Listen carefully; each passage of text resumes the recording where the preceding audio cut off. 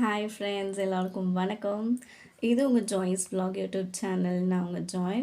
இன்றைக்கி நம்ம பேச போகிற கண்டென்ட் ஏன்னா, ப்ரெக்னென்சி டைமில் அயன் டேப்லெட்ஸ் கொடுப்பாங்க. ஸோ அந்த டேப்லெட்ஸ் எதுக்காக நம்ம யூஸ் பண்ணுறோம், ஸோ அந்த சக்தி நம்ம எதுக்கு தேவைப்படுது, என்னென்ன நம்ம உடலில் அது என்னென்ன எதுக்கெல்லாம் செயல்படுது அப்படின்றத பற்றி தான் நம்ம இந்த வீடியோவில் பார்க்க போகிறோம். இந்த வீடியோ பிடிச்சிருந்தா லைக் பண்ணுங்கள், ஷேர் பண்ணுங்கள், சப்ஸ்கிரைப் பண்ணுங்கள். ஏதாவது குறைகள் இருந்தால் அதை சொல்லுங்கள், அதை நான் சரி செய்ய ட்ரை. ப்ரெக்னென்சி டைமை பொறுத்த வரைக்கும் பெண்களுக்கு நிறைய சத்து குறைபாடு ஏற்படும். அதில் மோஸ்ட்லி எதனாலன்னு பார்த்திங்கன்னா இந்த அயன் இல்லாததுனால இரத்த சோகை அப்படின்ற ஒரு விஷயம் வந்து ஏற்படும். அயனை பொறுத்த வரைக்கும் நம்ம பிளட் லெவலில் வந்து மெயின்டைன் பண்ணுறதுக்காக உதவுது. இது வந்து ரெட் பிளட் செல்ஸ்க்கும் ஒயிட் பிளட் செல்ஸ்க்கும் ரொம்பவே வந்து ஹெல்ப்ஃபுல்லாக இருக்குது. ரெட் பிளட் செல்ஸ் தான் வந்து நம்ம உடலில் ஆக்சிஜனை வந்து கொண்டு போகிறதுக்கு உதவுது. அது மட்டும் இல்லாமல் ஒயிட் பிளட் செல்ஸ்க்கு வந்து எதிர்ப்பு சக்தியை இந்த ரெட் பிளட் செல்ஸ் தான் கொடுக்குது.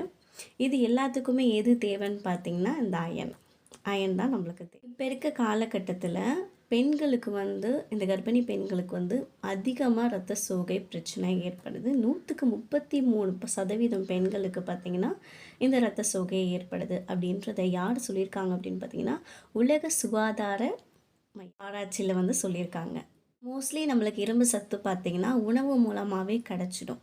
ஆனால் ப்ரெக்னென்சி டைமில் வந்து வாமிட்டிங் அதிகமாக இருக்கும், டயர்ட்னஸ் அதிகமாக இருக்கும். அதனால் பெண்கள் என்ன பண்ணுவாங்கன்னா சரியாக உணவு எடுத்துக்க மாட்டாங்க. அதனால டாக்டர்ஸ் என்ன பண்ணுவாங்கன்னா அயன் டேப்லெட்ஸை ரெஃபர் பண்ணுவாங்க. அந்த டேப்லெட்ஸை நம்ம சுயமாக எடுத்துக்கவே கூடாது. டாக்டர்ஸ் வந்து செக் பண்ணி பிளட் டெஸ்ட் பண்ணிவிட்டு நம்ம உடம்புல எவ்வளோ பிளட் இருக்குது அப்படின்றதெல்லாம் அவங்க செக் பண்ணிவிட்டு நம்மளுக்கு எவ்வளோ டேப்லெட்ஸ் கொடுக்கணும் அப்படின்றதெல்லாம் அவங்க முடிவு பண்ணி நம்மளுக்கு கொடுப்பாங்க. அப்படி அவங்க கொடுத்தா மட்டும்தான் எடுத்துக்கவே ஓனாக யோசித்து இந்த டேப்லெட்ஸை எடுக்கக்கூடாது.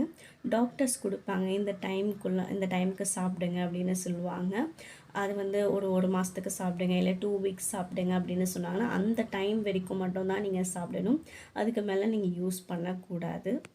ஏன்னா அந்த டேப்லெட் மூலமாக நிறைய சைடு எஃபெக்ட்ஸ்லாம் வரலாம். அதுவும் ப்ரெக்னென்சி டைமில் இந்த மாதிரி டாக்டர் சொன்ன அளவை மீறி நீங்கள் எடுத்திங்கன்னா குழந்தைக்கும் ஆபத்து ஏற்படலாம். ஒரு பெண்ணுக்கு 9 மில்லிகிராம் அளவுக்கு இந்த அயன் கண்டென்ட் உடம்புல தேவைப்படும். ஒரு நாள் உணவில் நம்மளுக்கு வந்து 9 மில்லிகிராம் எடுத்துக்கணும். ஆனால் இந்த ப்ரெக்னென்சி டைமில் பார்த்திங்கன்னா 27 மில்லிகிராம்ஸ் 27 மில்லிகிராம்ஸ் எடுத்துக்கணும். ஸோ நம்மளுக்கு வந்து இதை ஃபுட்டு மூலமாக நார்மலாக நம்ம சாப்பிட்றதை விட, நார்மல் டேஸில் நம்ம சாப்பிட்றதை விட ப்ரெக்னென்சி டைமில் வந்து நம்மளால் சரியாக சாப்பிட முடியாது.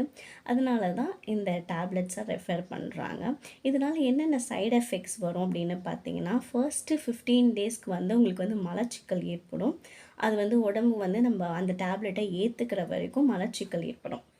இதை வந்து டாக்டர் சொன்ன டைமை விட நீங்கள் அதிக அளவில் எடுத்துக்கிட்டிங்கன்னா குழந்தைக்கும் பிரச்சனைகள் ஏற்படும் அப்படின்னு சொல்கிறாங்க. அதுக்கப்புறம் எந்த ஒரு சத்து மாத்திரைகள் நீங்கள் எடுத்துக்கிட்டாலும் அதை மார்னிங் டைமில் தான் எடுத்துக்கணும் அப்படின்னு சொல்கிறாங்க. ஏன்னா அந்த மார்னிங் டைமில் நம்ம எடுத்துக்கும் போது மட்டும்தான் நம்ம அதுக்கு அடுத்தடுத்து நம்ம சாப்பிட்ற அந்த டே ஃபுல்லாக சாப்பிட்ற ஃபுட்டை வந்து அந்த சத்து வந்து நம்மளுக்கு கிரகிச்சு கொடுக்கும் அப்படின்னு சொல்கிறாங்க. ஸோ இந்த அயன் டேப்லெட்டை பொறுத்த வரைக்கும் மார்னிங் டைமில் தான் வந்து நம்மளுக்கு டாக்டர்ஸ் வந்து ரெஃபர் பண்ணுவாங்க. அப்புறம் பார்த்திங்கன்னா கேஸ் ப்ராப்ளம் வரும்.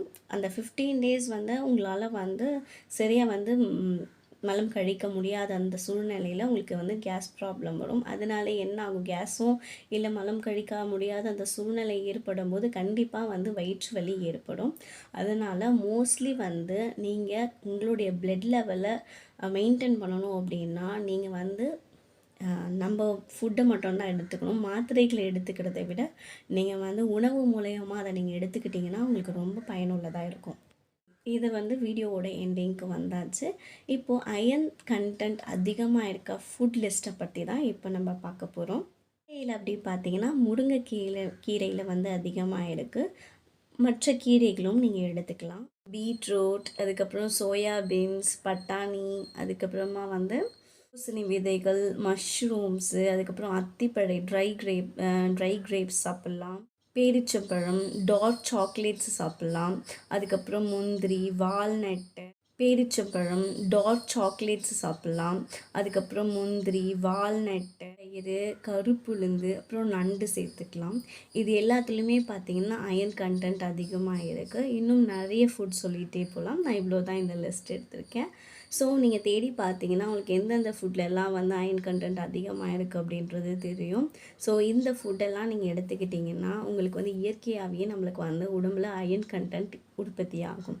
நீங்கள் வந்து மாத்திரைகளை தவிர்த்துட்டு இந்த மாதிரி ஃபுட்டாக எடுத்துக்கோங்க. கொஞ்சம் கஷ்டமாக தான் இருக்கும். ப்ரெக்னென்சி டைமில் வந்து எல்லா ஃபுட்டையும் எடுத்துக்கிறது கொஞ்சம் கஷ்டமாக தான் இருக்கும்.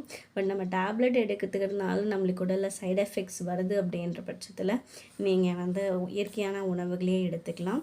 ஸோ இந்த வீடியோ பிடிச்சிருந்தா லைக் பண்ணுங்கள், மறக்காமல் சப்ஸ்கிரைப் பண்ணுங்கள். இந்த வீடியோவில் எதனா குறைகள் இருந்தாலும் சொல்லிவிடுங்க. தேங்க்ஸ் ஃபார் வாட்சிங்.